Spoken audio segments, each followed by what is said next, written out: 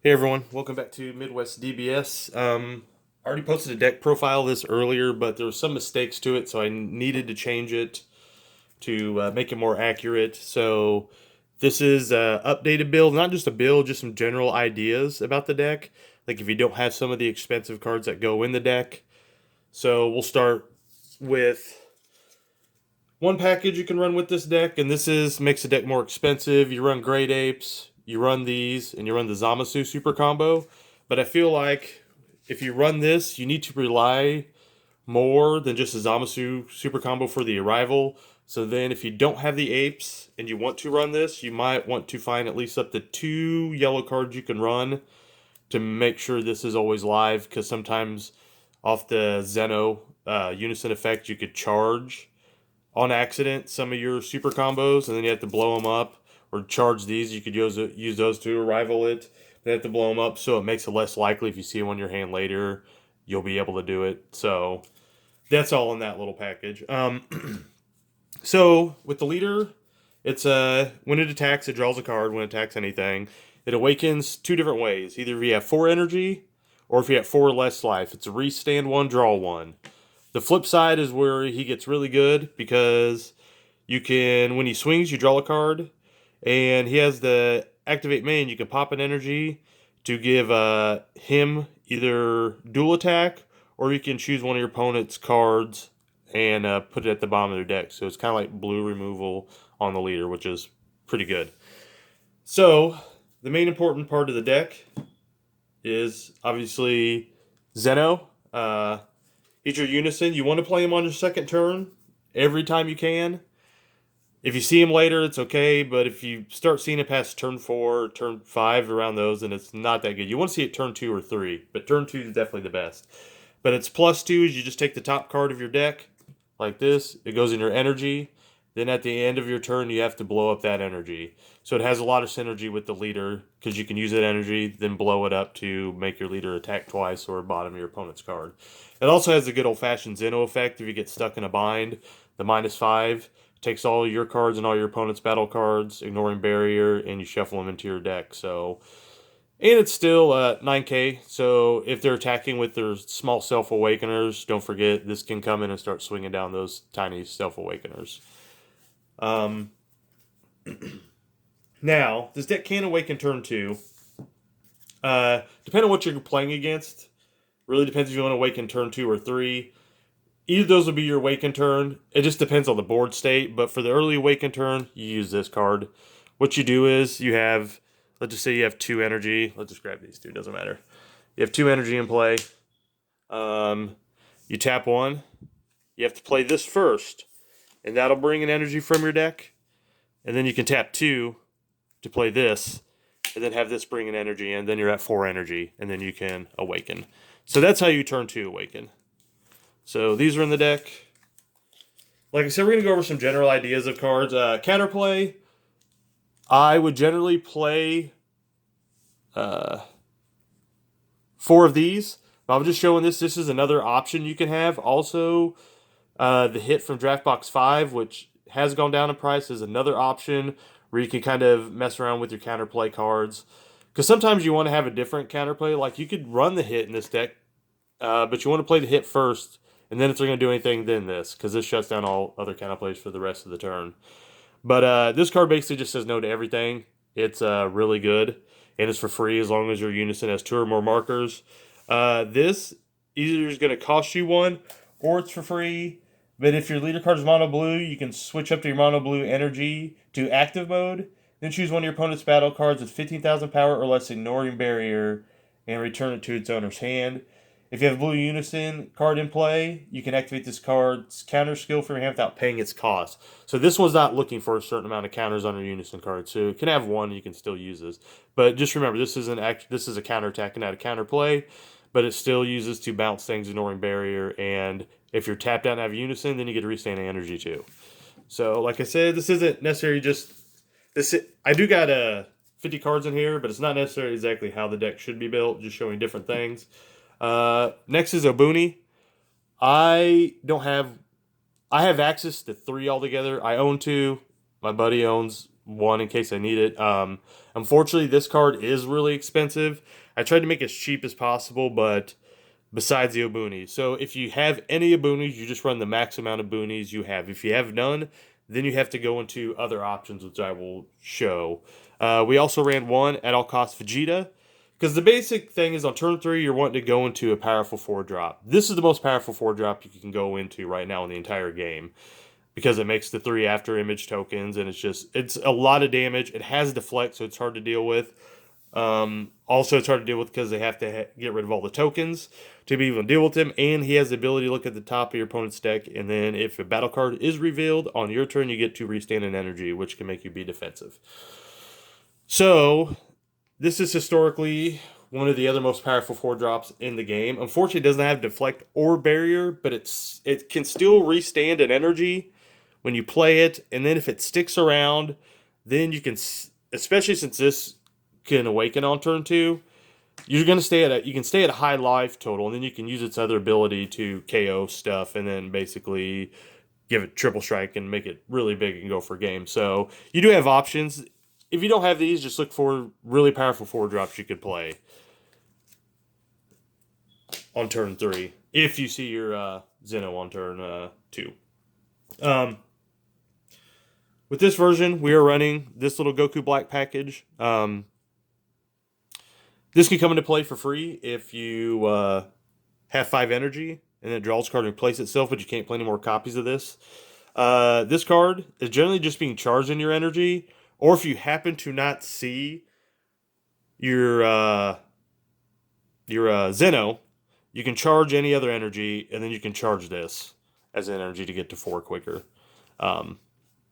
Just to help you awaken quicker. So this deck has different ways to try to awaken quicker if it doesn't see its Zeno. But generally, you want to see the Zeno turn 2. Maybe Zamasu turn 2 and then into Zeno. But yeah. Since we're running that Goku Black, we're going to run this one.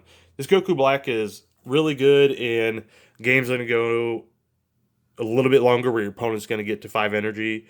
Because this can evolve on any of these Goku Blacks. And there's 5 targets. And these can be in your energy or in play. But it's a triple strike. And when it does evolve, you get to place 2 of your opponent's energy and put them in their owner's drop. So if you play this on this turn and they left 2 energy open thinking they're going to be able to do something with it, that 2 energy is just for negates and not some weird counterplay that can deal with this. And not many counterplays can deal with this because it's a 9 cost and it's a 30k. But you're just going to blow up 2 energy that they thought they're going to use for defense, and then you're basically going to run them over with this card, because this card's huge in triple strike. So, once again, we run 3 Mai. This is our Searcher. You play it, look at the top 5 cards, you can grab a Future Trunks, or you can grab your Unison.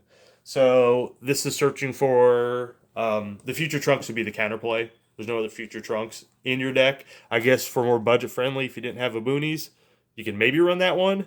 Now, it doesn't get the cool effect because to draw, I think it's to draw a card. If you have a blue Unison card in play, reduce energy cost in your hand by 2. So this is really good because it can come down for 2, and it will give more targets with this as well. Let's see. Yeah, so basically if you have Future Trunks, you get to draw a card at the end of your turn. But this could still be playable in this deck because it's searchable with this. It does play for 2 if you have your Unison out. And you can play 2 blue to give it 10,000 power and triple strike. So that's another budget option. Another budget option on a Boonie, I guess, is this common from Draft Box. So I just want to show a couple different things you could do. So next, since I took the apes out, we still want a way to draw cards, so this could be an okay replacement for the Great Ape. Because you are ramping, you can play it a turn earlier, and all it says is it's 3 energy, you get a 20k, and when you play it, you get to draw 2 cards.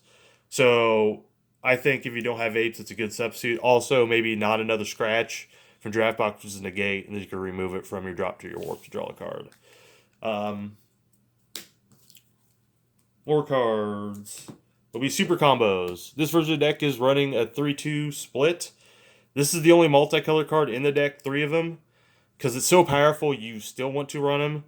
But a lot of times you don't want this to be your hit off Zeno, because this comes into play tapped. And running 1 Mai. So right now, this is just the ratios I'm using for this deck in particular. Or obviously, if you're running the more yellow heavy with the apes in this, then you're going to bump that up to a zamasu.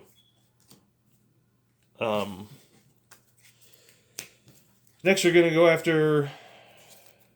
We're going to play one of these, just one. And the way you get this play, you're going to end up playing it for 1 energy. It's a way to push more damage because you get a 1 energy 20k crit. So in this build, and there's different builds are different. In this build, you have to return non-god cards, or it's non-god cards and what else?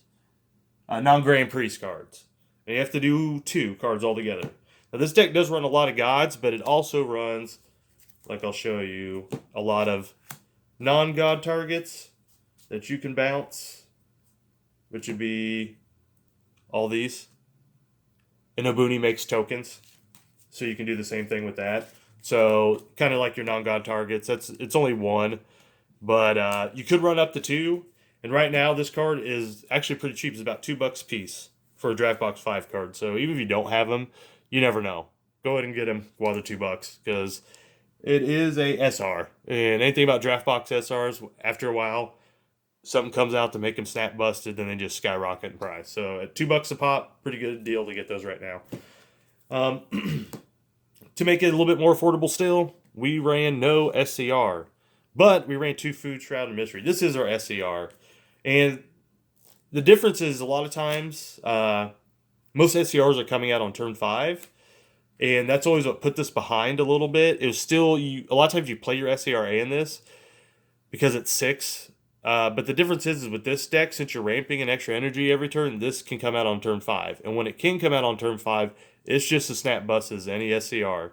Because basically, this deck builds your wide board with the Obuni tokens and other ways. And as soon as you play this, you have your wide board. Now your opponent can't do any skills. So you're going to have your leader swinging twice, drawing cards, all your Obuni tokens, and they can't negate, they can't super combo. They're basically dead if they can't find a way to deal with this. And there's hardly any cards that deal with this. Cold Bloodlust is probably your best out. You can Crusher Ball it, but all Crusher Ball is going to do is make it come into play tap, but it'll still get all of its skills. With your wide board, you could just end a game. It's basically a really good card and very cheap. Now, extra cards, real quick. Manaka, just because it can give your leader double strike. So activate main, you give it double strike, you get to draw a card off this. Now you're swinging twice, drawing card, and it's a double strike and dual attack.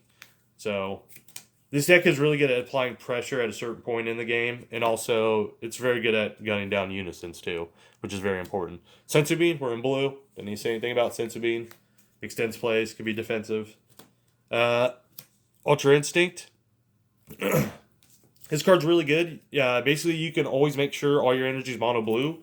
You just never physically charge a black card or a super combo. And if one does get charged on accident by your leader effect, then that's not your leader, but your unison effect, then that's the one you're going to pop to make all your energy, stay blue. And it basically gives it 15k. And on top of 15k, if it's your turn, you get to draw a card. If it's your opponent's turn, you get to restand an energy. So this card is just really good. Our negates are 4-dimension magic, because we're in blue, best negate in blue, and 1, all too easy, in case your opponent gets hand control, which this deck really doesn't have an issue with hand control. It draws a lot of cards, but this is just a negate you can use once and then use again, so it's still good. Now the one thing I'm going to go over sideboard real quick is, I think somewhere in your list, you're going to want to play these against the Go Tall decks. So most sideboards should probably have, and there are some versions you can put this in the main as well with the Goku Blacks, or you could play this version and not the Goku Blacks in the main, that chain. But right now I like the Goku Black chain in the main and this in the sideboard. This is for against your Go Tall decks. Essentially you get to Patara this, then you play this, then you get a swing with this, and then you get to pop this to go bring this out, wipes the field, and then if they play anything with energy cost 4 or greater, it goes straight to their energy. So it's a real pain to Invoker. Basically any big tall, anything that's playing 4 drops or more, and that's their win cons, this is really going to hurt him real bad. And I believe this has a permanent, this card can't be removed. So they can't even do anything about it. So that's also another cool thing.